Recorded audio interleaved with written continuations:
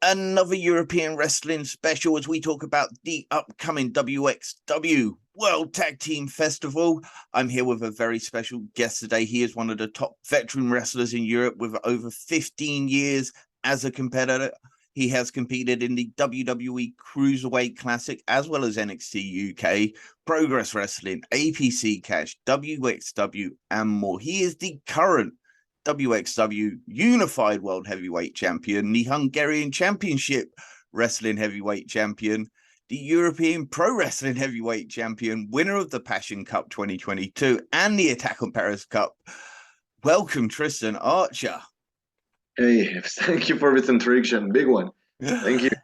You've been accomplishing so much in the this last few years of your career. As mentioned there, a lot of these titles right now are titles you literally just won, and it's absolutely incredible. You've been tearing it up across Europe as for me one of the top performers. Some incredible wXw Germany title defenses, and we'll get into that.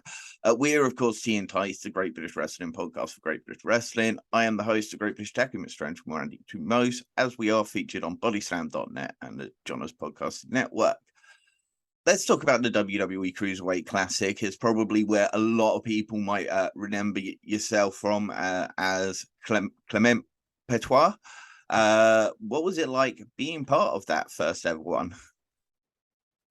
It was a great experience, really. I think people don't realize how much professional WWE is. It's like I like to say it's like a factory. You know, when you work in a factory, you need to be there at 8, be in your working clothes at 8, 30 maybe, and then get at your post, at 9, for example. WWE is like the same, like send you a long mail with all the information. So you need to be at the PC at 8 p.m. Need to be ready for the doctor at 30 past 8. Need to be in a sport clothes at 9 to do a training at the gym, and then be ready after that 10, for example, to do a promo, or so was no chance of mistake, really no chance of mistake. And I really like that. Like, I really appreciate, you don't have to take care of what, when, and why. It's just put everything on the paper, so there is no mistake possible. It was really, really, really nice. Atmosphere was really relaxed. Like, they let us do what we want to do. And I was looking at those guys, like amazing guy flyer, or like very good like technical guy. And I was like, hey, at least I can do moonsault maybe. And then this guy might do a double moonsault. So I'm not gonna go on the high fly stuff. Let's do my stuff. Let's do European stuff, like brutal, aggressive, very snappy, very like strong. And I think people like it. Yeah, as you say, they love the European style right now. Sheamus, of course, and Walter just put on a 5-star classic that the fans absolutely ate up, especially here in the UK. We love that. Now, of course, you then got another chance with WWE as part of NXT UK. What was that experience like? It was cool, but it was during the COVID. So they fly me in. I have to stay 1 week in the hotel because one guy on my flight was positive. So, like, by securities, they take me out for a week and a half, I think, something like that, 10 days, and I have to stay at the hotel. And everybody went to the training station, and I was like there waiting, waiting, waiting. I was just able to go there like for 2 days Mm. for the taping. Was playing for 7 days. So it would have been very, very more, pleasant for me. But experience at the PC was cool. I met a lot of people I used to meet in the past, in the Indies. Um, Training was good. Tipping was good. I was very surprised that I'm not a stress guy. I've never been stressed. But just before I went to the ring for the first match, I checked on the left. and I saw a TV, and I saw Shawn Michaels on the TV, and I was like, what? No, ask the ref, what? Why Shawn Michaels is on the TV? Like because he's watching the matches. Oh shit! Like kind of stressful. And then I finished my first match. TV is off because no crowd, so just record matches. You know, stop, record another one, stop, record another one, and then they edit everything together. And after the first matches, I was like selling because of the match to get a kind of angle between Jenny and Valkyrie, I think, Yeah. something like that. And like I was waiting, waiting for the for the segment to end. And when the segment was over, I showed my cousin, "Hey, where's the other guy, the French guy? French guy is still here." So I was like, "Yay! Oh, you did an amazing job, bro. It was you looked like $1 million. It was really really good." And I was happy. I sang him, and then I go backstage, and people say, "Hey, you know that Shawn Michaels never say anything to nobody." I was like, "Oh, that's cool. That's really cool." But that's a great memory for me. Like, except the beginning because of the COVID, the rest was really nice. That's excellent to hear. Now, of course, we mentioned an NXT UK. You did get to keep your name. You were Tristan Archer, but of course, you were Clement Patois on the first time. Now, you actually started your career under the name David Goliath. Where did that come from? I don't know. Like, they told me I was supposed to face a giant, and I don't have like it was my very first match in France, and I don't have any wrestling name. So the guy show up and say, "Hey, I'm gonna call you David Goliath." I was like, "Why?" You know, David against Goliath. You're the small guy. He's the tall guy. I was like, "Yeah, yeah, okay, why not?" But I will change it after this one.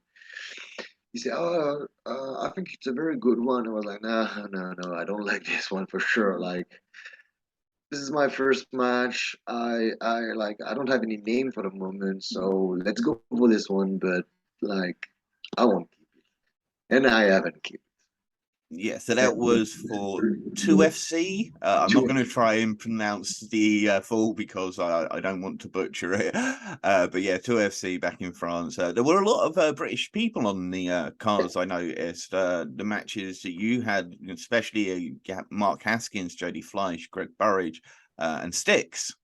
yeah, our Russell sticks on this one. Very first experience in the French ring. It was so nice. Like the promoter wanted me to be squash because he was big and tall. He saw me. He said, "No, there's no way I squash you. You're a little bit too big to be squashed by me." So I would go to the promoter and ask him to get like maybe 6, 7, 8 minutes, and we got 6, 7, 8 minutes. And like I'm very thankful to him. It was always like I don't have any name or people I can complain about. It's really cool. Like I never met anybody who was like bad with me or like treat me the wrong way. Everybody I met on my road was really really nice. And the first one of them was Sticks, and he was so super nice. He's a very nice guy.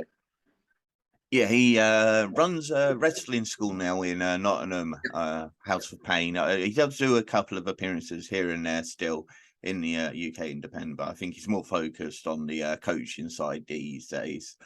But now let's talk about sort of getting started with wXw because that's kind of the big European household name across a lot of the world. And you first competed around 2014 for them, and then it took you a while to get back in. I remember when I had Tassilo on just the other day, he mentioned the fact that you were trying to get back in for a while. You had this opportunity, and you've just kind of torn through having great match after great match, earning your way to a title championship, and becoming the champion at the 16 Carat Gold, which again is one of the biggest weekends on any annual calendar, as big as the Super Strong Style 16 here is in the UK. What was it like to do that? Like I worked like you said 2014 for WWE twice.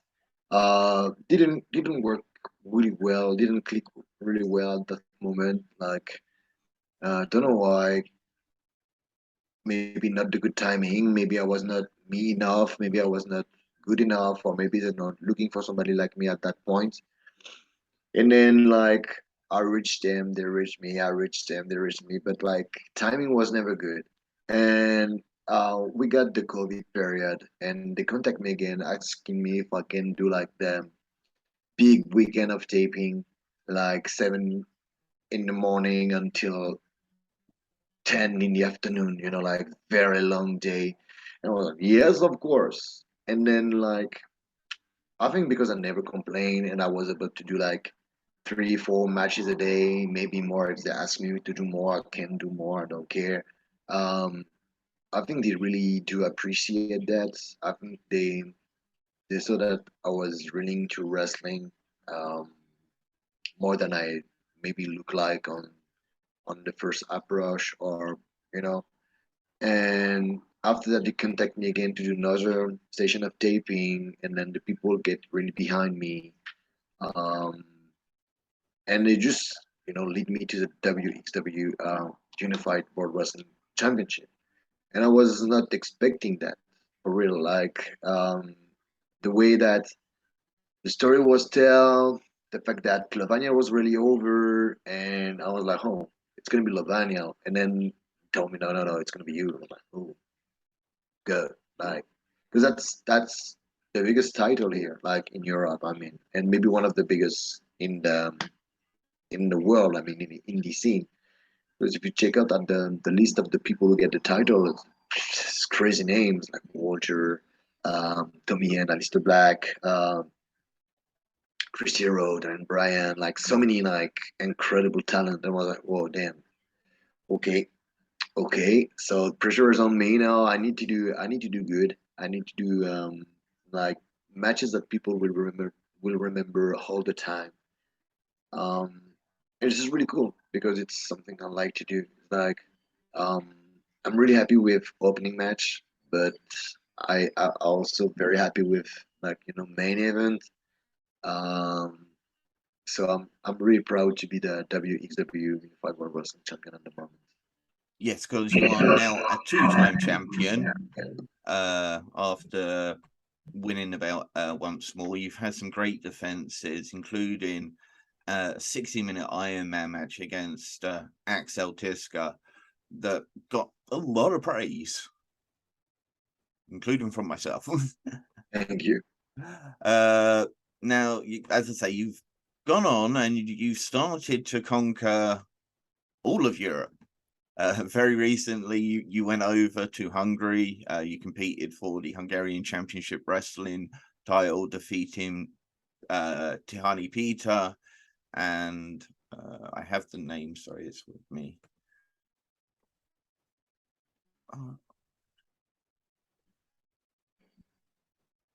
I've lost it.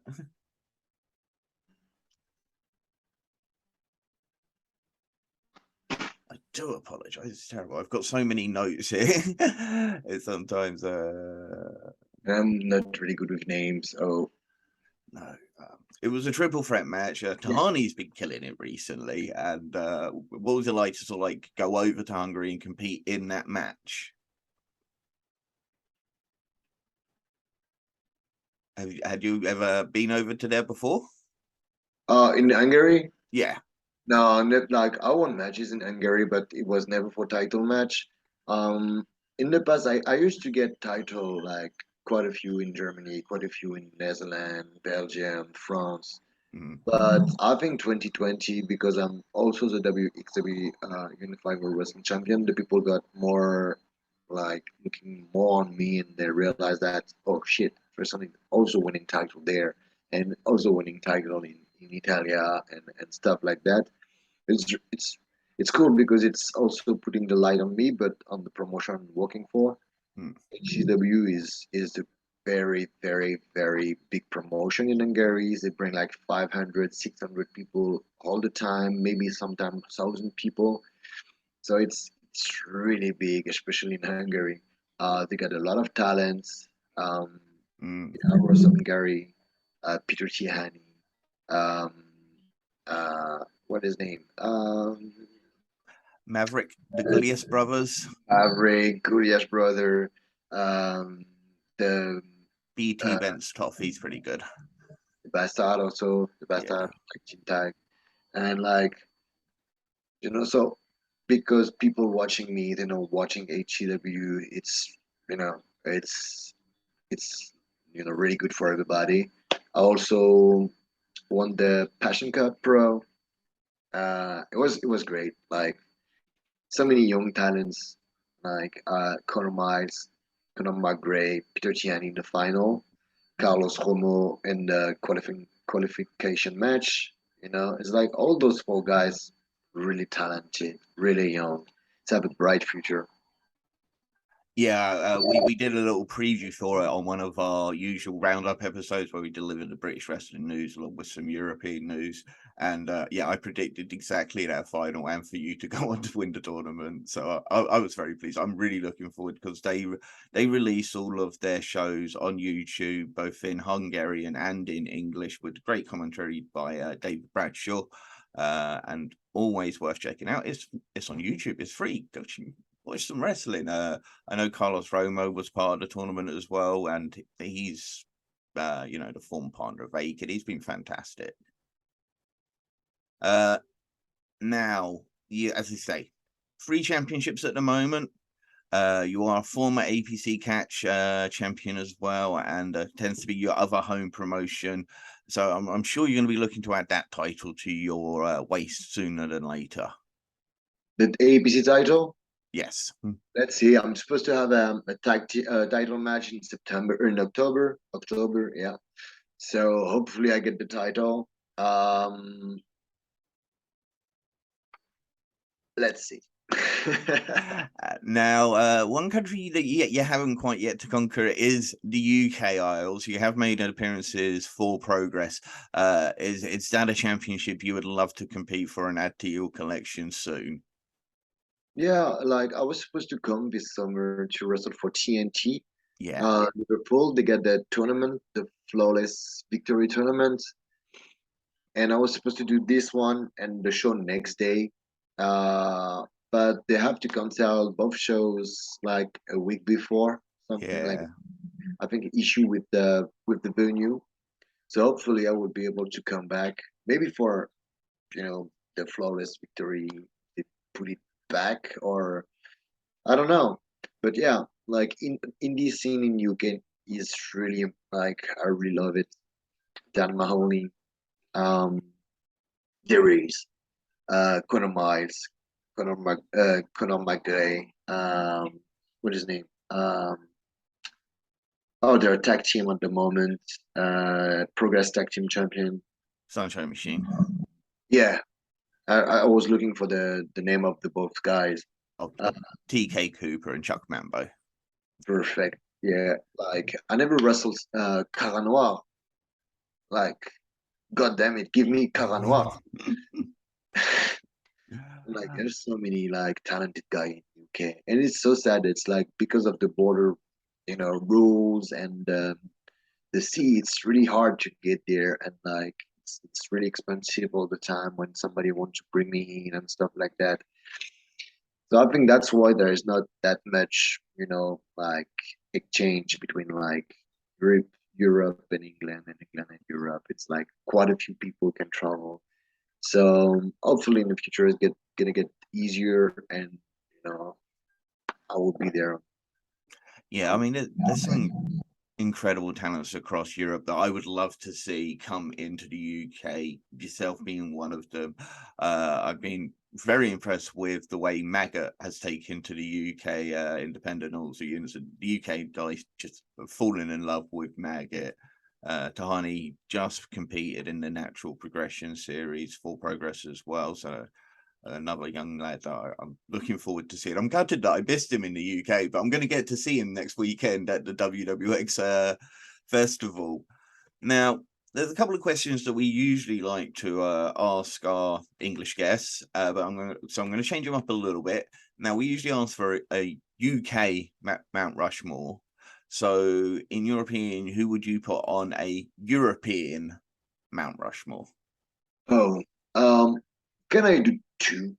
like one like Well, legend and one for the present kind of. you can give us 4 names in total. So How four for each? Can I do four for each? let's And do 2 on each then. Oh no, go full for each. Go for way it. too difficult. Way too difficult. Um, if I have to only pick up two guys for legend, oh come on, Andre the Giant, like they're French. I have to. I have to. Um, and then like between Regal and the Bulldog, like I would go for Regal because he he helped so many guys, from the Indies to grow up to get where he is, and like like so I would go for Regal, but like it's really hard, really really hard. Like I got so many names I want to put on this one. All right, go for it. We'll give you 4 names on each then. So you go on then. We'll have Bulldog and Riedel. So you got one more. Uh, Andre Regal, the British Bulldog, and Johnny Sands Yeah, for sure. Like, and then for the new people right now, I would say like the guy who are mainstream at the moment. I gotta say for Gunter, Sheamus. Um, I'm gonna go for Drew because it's a kind of like I was like between Drew and Cesaro, but Drew I think he's been released. He worked really, really hard. He never give up. Finally get back there, won championship, become one of the top guys. So like Drew, and then Osprey. Um, because goddamn, he's so yeah. good. Like damn. Yeah. We'll add one more, and we'll give you. I know the natural progression series is all started now, but if you could name 4 young competitors to be in a fatal 4-way for to go into the natural progression series, which 4 young guys would you pick? So people who are not actually in it. Yeah, So so people who are not actually in this, so people that you would put from APC Catch maybe and from wXw. Aigle Blanc, with no doubt. Kuro, French guy. Mike D is 26, still young, 26, Still, right? yeah, Mike D. Yeah. Yeah, Mike D. What can I say? Um, I'm looking for a German guy. Um, I think Norman can do something good on it. yeah. Norman Harris. Norman, I think Norman can do something good. Like I love the gimmick. I really love the gimmick, and I love the attitude and the way he work in the ring. It's not as much as athletics as Mike Egg or Kuro, but like I'm not as athletic as him. Also, like we need different kind of guy in the ring, and I think Norman got it all. He's got great size to it, very tall, very rangy, and he's got some vicious clotheslines with those long arms. Let's get to the wXw World Tag Team Festival. It kicks off this weekend. I'm going to be there. You're going to be there. There's going to be some incredible performers there. There are 7 shows in 4 days, including the Inner Circle show. There's 2 massive returns. Let's talk about that. Amel is coming back. Was the undefeated wXw Women's Champion. She never lost her title. And of course, Teo Man or Metahan or Lucky Kid, if you like, he's You like me, returning you as got so well. many names. How awesome is it to have these guys coming back into the fold? What, can you repeat it? How good is it to have to have a male coming back and to have Metan coming back into the fold of wXw Germany and the It's pretty independent cool. scene? It's really good. Like I mean, they got experience with WWE. They work with them, learn from them. So everything they can bring back to us, to the indies, to the young guys, to the veteran guys, whatever. It's always something positive. Mm. It's positive for the product. It's positive for us. Maybe people who are watching only WWE will come around watching wXw because they want to see the guy they saw on WWE Network. So it can only be positive. Mm. And like Tioman is a good guy, ML is a good girl. So like it's always a pleasure to have them around just to have a talk or just to grab some food or whatever. So I'm really happy to have them back in WWE. Amel was somebody we really pushed on this show when we watched her on NXT UK. We were somebody like, she should be on the main roster already. She's such a polished worker, a great powerhouse. Now she's got a triple threat match for the wXw women's title. And it is against Baby Allison, the champion, and another French superstar in Calypso. Who do you think is going to come out on top in that triple threat? I don't know, triple threat is really difficult. Like, I mean, she can hit the finishing move on Calypso and I don't know, Heisenberg come around, distraction, and then Baby Allison get the pinfall. So I don't know. It's really tough. It's really, really, really tough. I think I would go for ML, like to give it a little bit of change. And also like if ML can win, two French guy, on the top of Europe. Absolutely, because you used to accompany each other to the ring at times. So yeah, it'd be a great little power talk to like yeah, to the French. Now they've got the Femme Fatale tournament. Killer Kelly is returning. Iva Koloski is going to be part of it. Alice Inc., Nikki Foxley, Massa Slamovich, Ava Everett, Anastasia Bardo, and Orshi. Who are you? Who've been impressed? Who have you been impressed by? Who are you looking forward to seeing? Who do you think might come out on top? Oh, Sam, it's really difficult to say. Like, there's not a lot of people who have been able to watch Anastasia work, and I think she really got something special. She's got a dip, like she's different from the other girl. She moved quite well, like she's really strong. Um, or she got such a run at the moment, like, and I love her facial expression. She got so much charisma with them. Kidra Kelly, she worked everywhere. She's a teener right now. Alice Inc. is a killer. Like she can she have done MMA and stuff like that. So she's really like tough girl.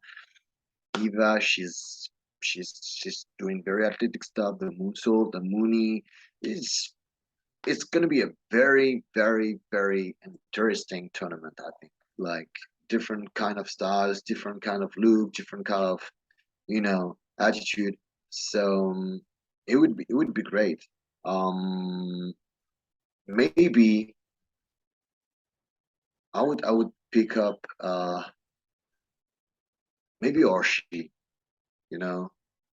She has been on a roll, and as you say, so passionate in the ring with her screams. I do love her screams.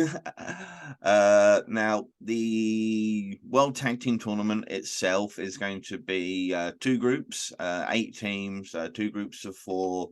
You have in Group A, Pretty Bastards, Ahura and Maggot.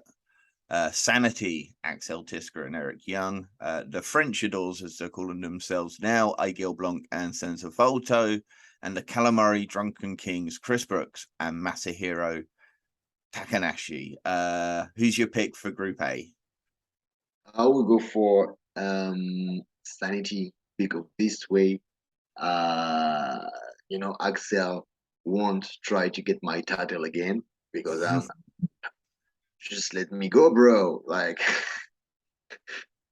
you Definitely. make it tough for me. Every time I'm in pain. So please get the title. Please. Keep him busy elsewhere. I know. You I have like to it. get the belts. Just give me a break. You push me after my limits all the time. I'm old. Please. Now Group B features Amboss, Robert Dreisker and Icarus, with Robert Dreisker replacing Dover, Icarus's normal partner. Rotten Flot, Michael Schecklenberg and Nikita Charisma. Violence is Forever making their second tournament, Kevin Q and Dominic Guarini.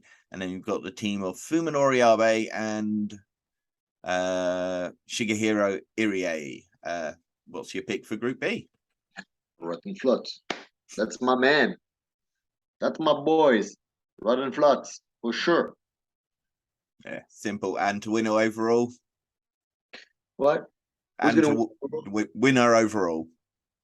I would go for Axel again, but like, so he's busy. They're gonna keep it for like 2 or 3 months, and then Rotten Flood gonna get back, and then maybe Axel would be pissed to lose it, and then run after Rotten Flood again, and I would be like, kind of, out of Axel mind for 6-7 months. So that would be great for me.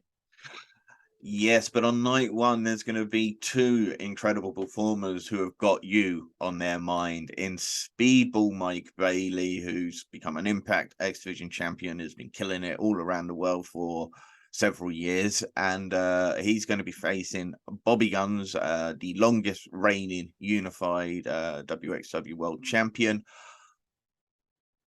Who would you, and you're going to face him on night 2.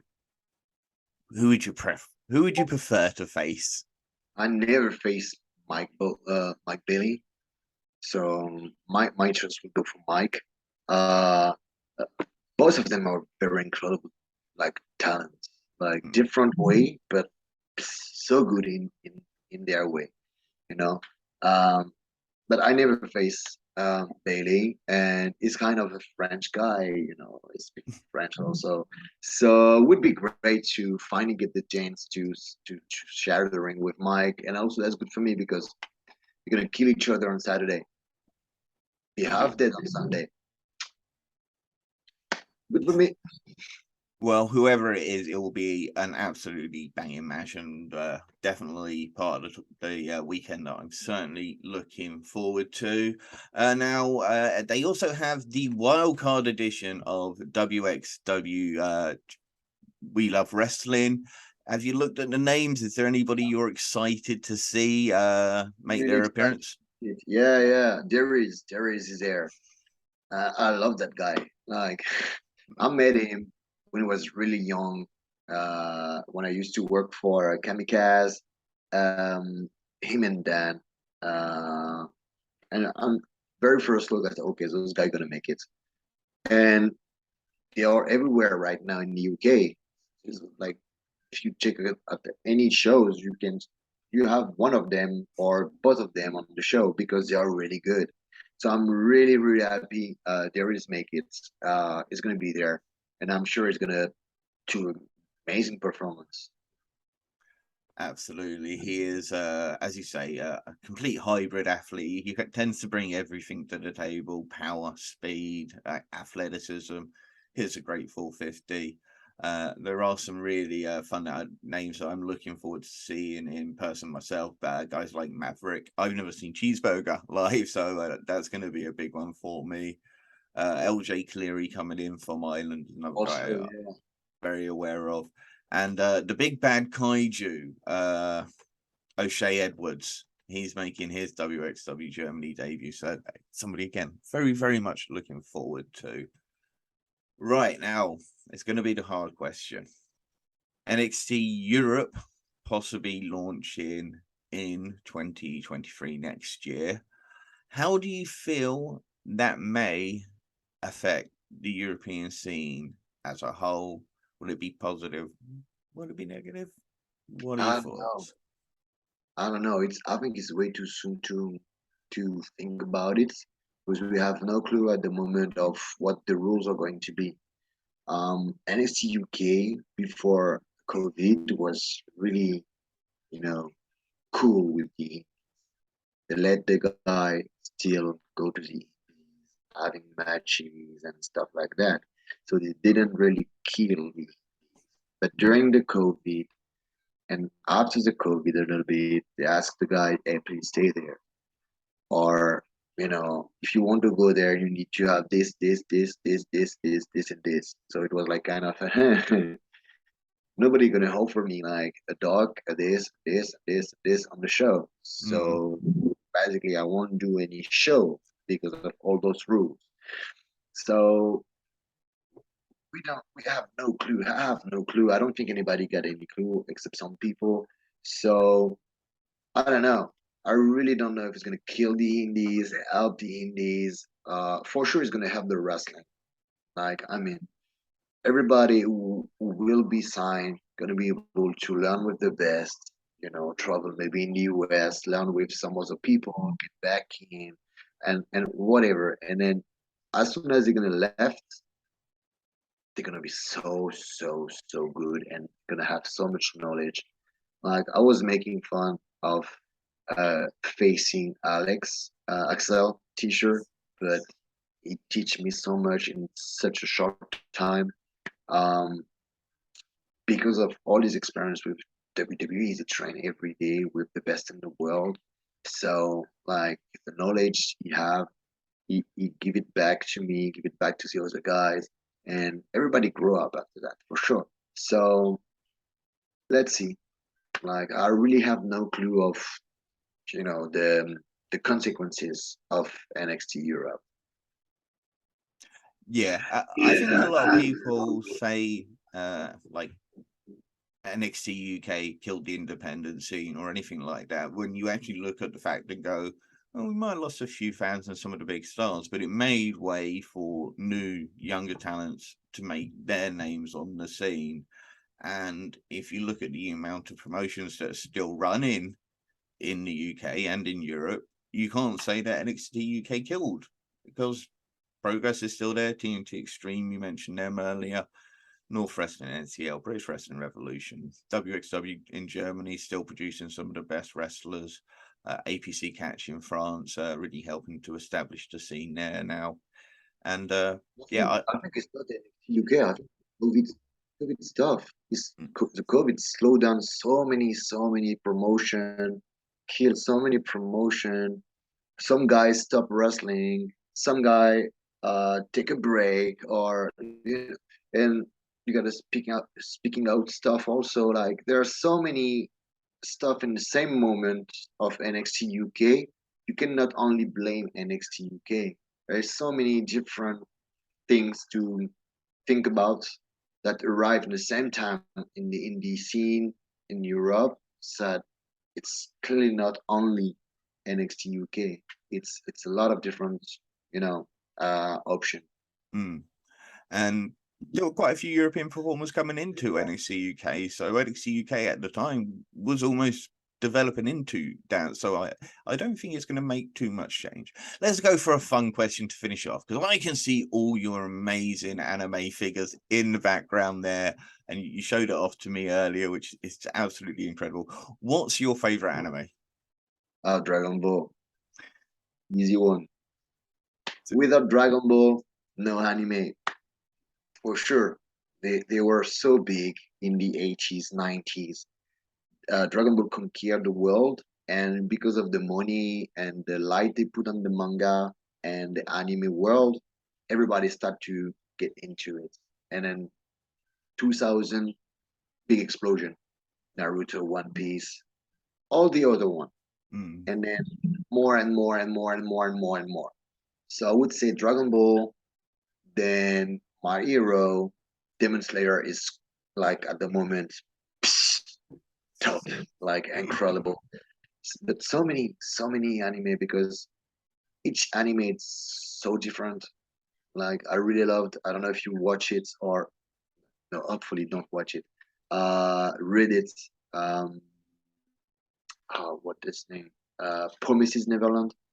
Oh yes, yeah. I've seen the first season. I haven't seen the second season yet, but yes, very enjoyed the first season. Don't watch the second season. Don't. You need to read the book. Really, like, they try to. The girl who make the anime tried to make something different from the manga to make sure the people buy the manga.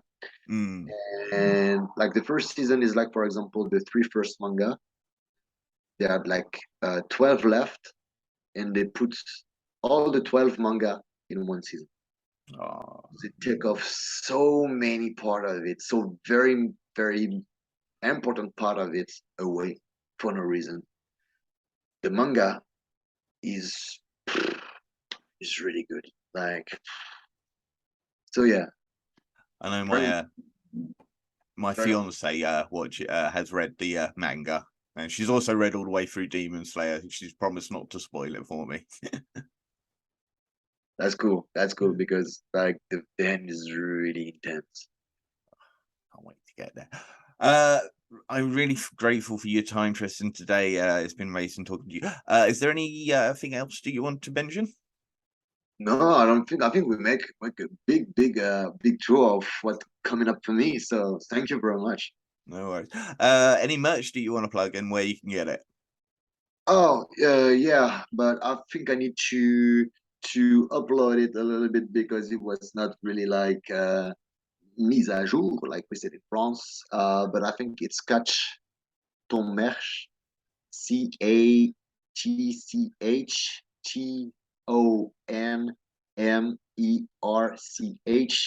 Big Carter. And you can also check on SL Wrestling. It's a German website. They got all my designs from the past, and they just like print it anytime you need one shirt. So it's really cool. Excellent. I'm looking forward to seeing you at the World Tag Team Festival. As I say, I'm going to be there. It's going to be an amazing weekend. Look forward to your matches and all the others. Don't forget to check out all the bodyslam.net podcasts out there, from the Code of Honor podcast to the Indeed podcast, post-show coverage, and more, all available on our YouTube channel. And with that said, I've just got to say, don't feed the trolls.